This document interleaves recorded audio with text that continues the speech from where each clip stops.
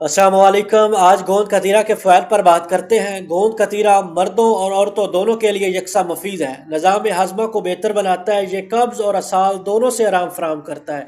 जिस्म के दर्जा हरारत को कम करने में मददगार है। जिस्म को ताजगी देता है। धूप या शदीद गर्मी से बचाता है। नाक से जारी खून को बंद करता है।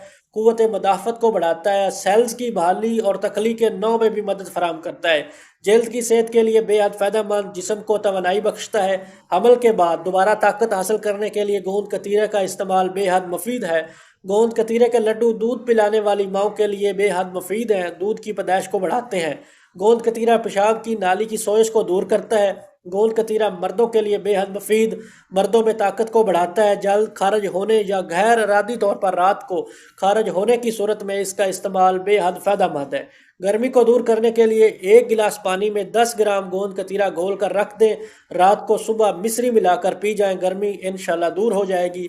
कब्ज़ को दूर करने के लिए बेहद मुफीद है। गोंद कतीरे का एक छोटा सा टुकड़ा चंद घंटे पानी में भिगो दें। अब इसमें नींबू का रस 1 चम्मच डालकर पी जाएं, कब्ज़ को दूर कर। गोंद कतीरा कैल्शियम से भरपूर होता है। ये हड्डियों के लिए बेहद फ़ायदेमंद है, जोड़ों को मजबूत करता है और बुढ़ापे में हड्डियां टूटने के खतरे को रोकता है। चमकदार जल्द के असूल के लिए गोंद कतीरा बेहद मुफीद है।